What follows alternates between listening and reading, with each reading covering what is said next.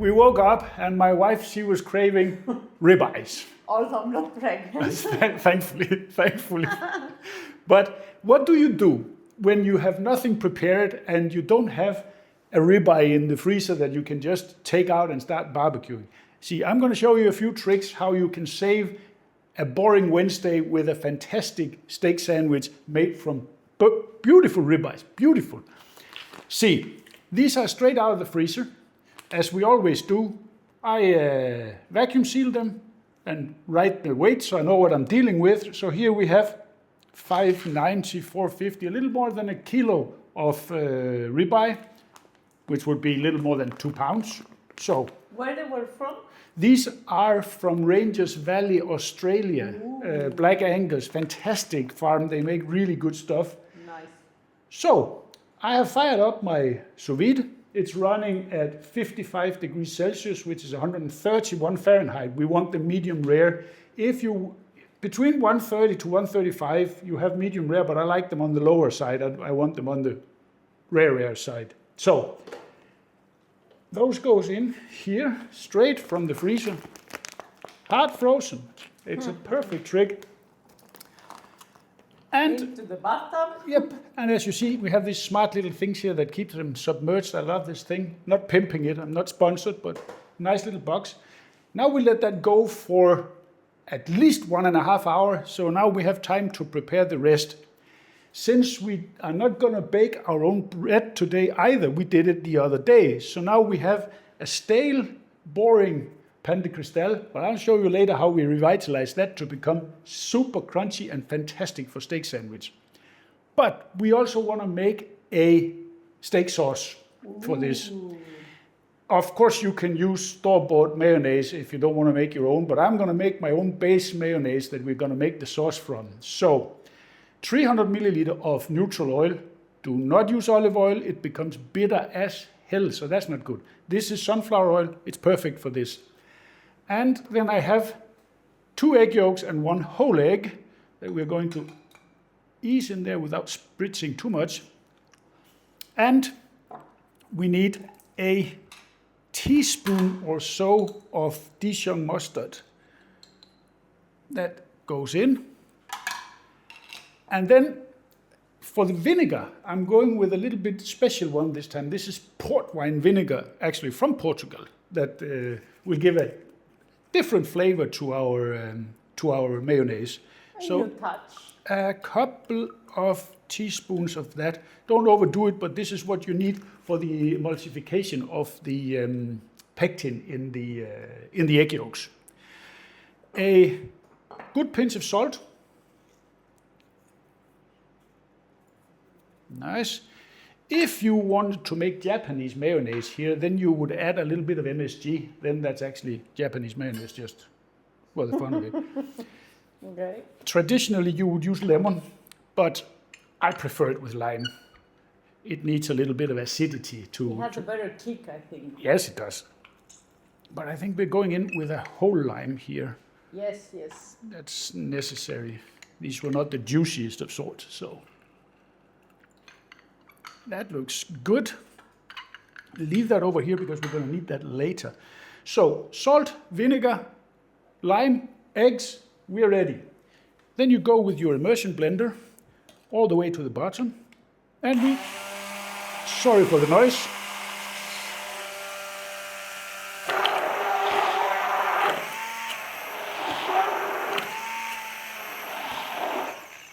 And there you have it. Beautiful. Creamy mayonnaise. Let me get that off so we don't lose anything. I'm not going to throw anything away here. That's too good stuff. There we go. And that goes over here. And there you see. Look at the consistency of this. Fantastic. Beautiful, beautiful mayonnaise. So now we're ready to move on with our sauce. For our steak sauce, we are going to make a sort of remoulade sauce. Not exactly, but in that direction. So I'm going to go in with... what shall we say, half of the mayonnaise we made. Maybe if somebody wants regular at the end, you never know. That's about half. Yeah. That looks good to me. And then we're going to go in with 2 traditional components in a remoulade. That would be dill pickles. If you can get cornichon, then that's what you want to go with, but they are not always easy to find, so we are going with dill pickles. And then we are going with capers also. I already finely chopped 2 dill pickles, so they go straight in. I didn't think there was any need for you to see how I chop a dill pickle. I don't think that's nice. And then a tablespoon of finely minced capers. You want to chop them pretty fine, like you would a garlic or something like that. And that goes in. And then we want more mustard, because you need a little bit more of that. Like a teaspoon of Dijon mustard. And then I'm gonna go in with a little bit of hot sauce. This is Of technically not hot sauce. This is sambal oleg. I love sambal oleg. It's very nice. Which is basically pickled chilies. So a teaspoon of that. I'm not going to make it very spicy, just a hint. Yeah, no. So just a little bit like that. And then we see if we need anything else. We might need to lift this up a little bit with a... Extra lime? Yeah, exactly. But first we get it mixed.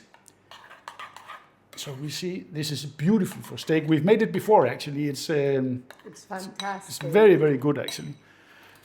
Let me just have a small taste of this.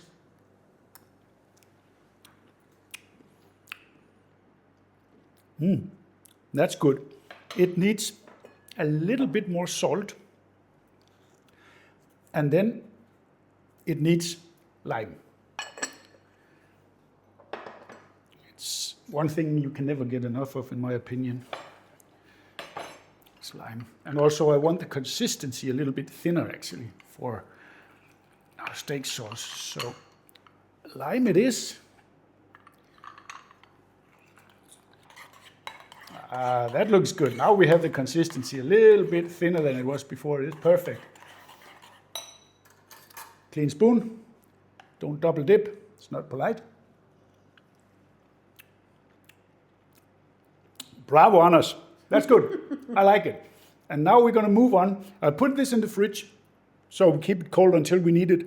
And then we're going to go make some kick-ass caramelized onions. I'll show you a trick how to do them really good.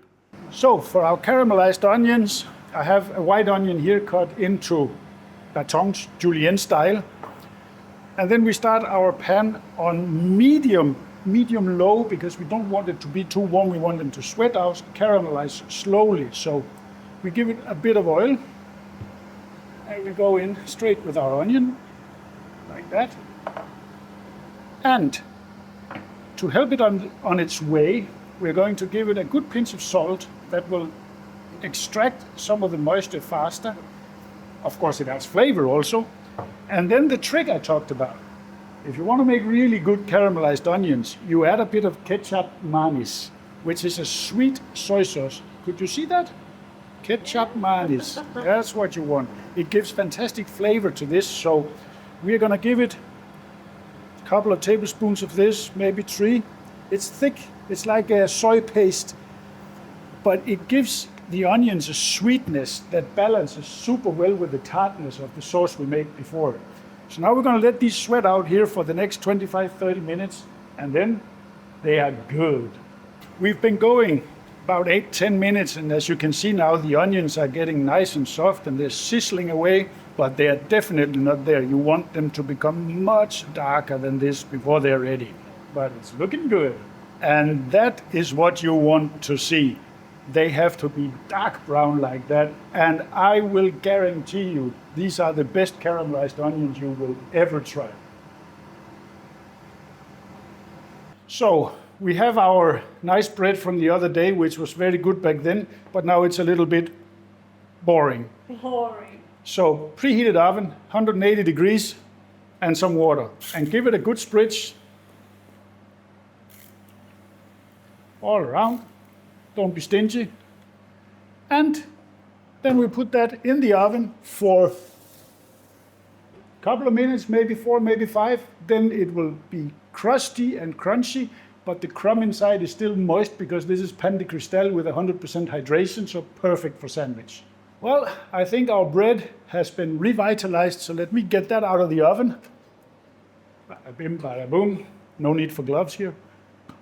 And look, listen, how crusty that is. Perfect. So let's move on to our steaks. They have been in here, how long now? About 2 hours, something like that.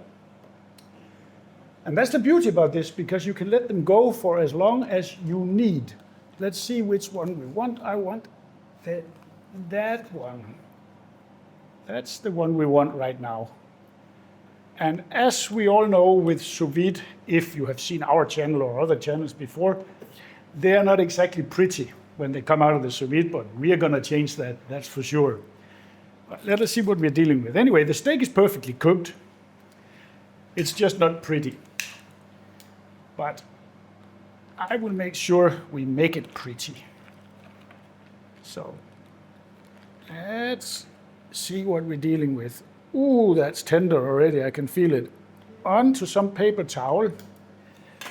And now we want to pat it dry.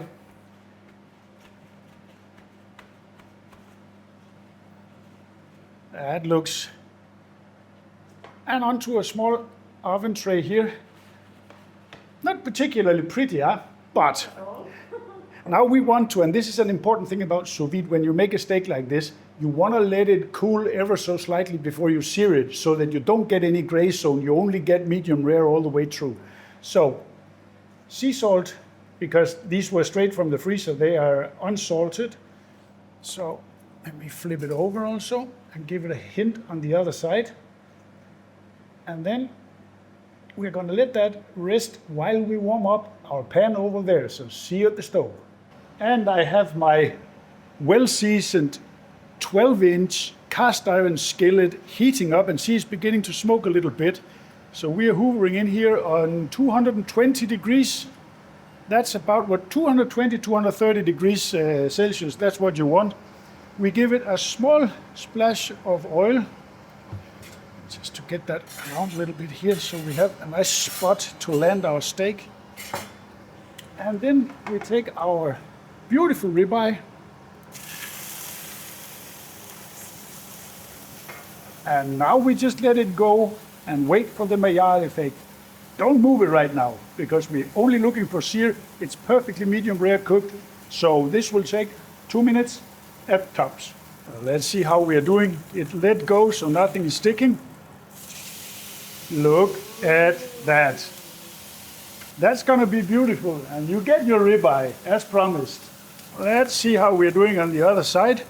I think that looks pretty.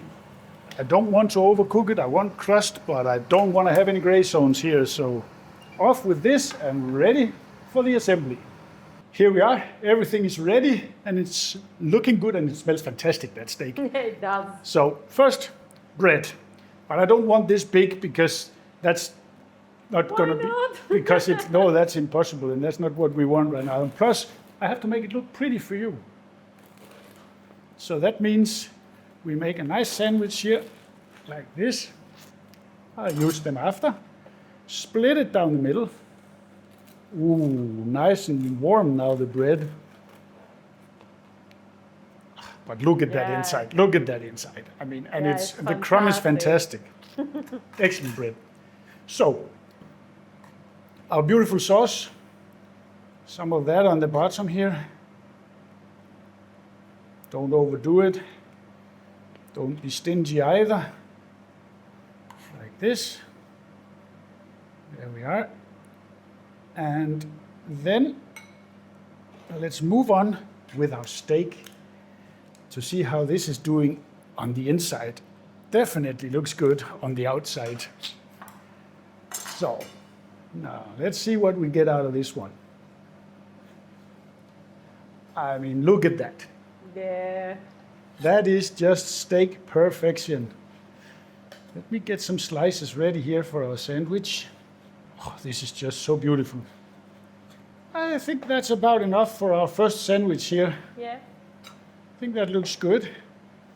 Let's put that back. And then actually, what I forgot on the other table was our caramelized onions, so I'll be back in 1 minute. There we are. We cannot forget, it's sort of also a star of the show. So first up, we want to put down some lettuce for several reasons. One, it gives a little bit of crunch, and we want to protect the bun from the steak. And then we go in with all of our beautiful steak.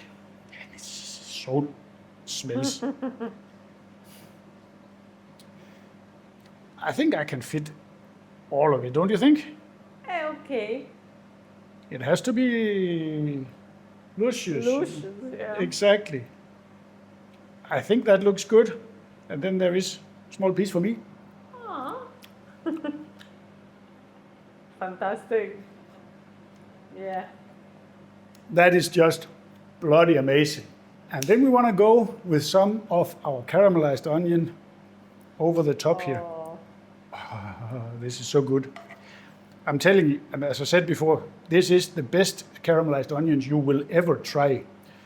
But don't overdo it because they have a lot of flavor. So, Yeah. a couple of slices of cheese. And then I have my broiler on. So we're gonna just put it under the broiler for a little bit to melt the cheese. That will take a minute at most. There we are, melted cheese and all. And there she goes, beautiful. All we need now is 2 slices of tomato. And then we crown it off. And then you have one absolutely delicious steak That sandwich. looks amazing. Let's see if I can get you a cross section here of, let's see here. Oh, look there. How pretty that is. You see the whole thing there, it's so pretty. And the bread, amazing. And caramelized onions, cheese, steak, remoulade sauce. I have a feeling this is going to be messy, but I want to give it a shot.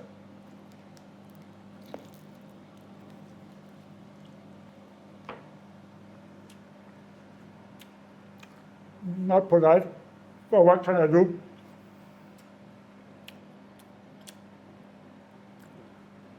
That's above and beyond. The sauce is perfect. The caramelized onions, they come through nicely. But as I said, don't put too many, a little bit like I did here. Absolutely perfect. This is a brilliant steak sandwich. And honey, you can look forward to your ribeye. I do. See you next time.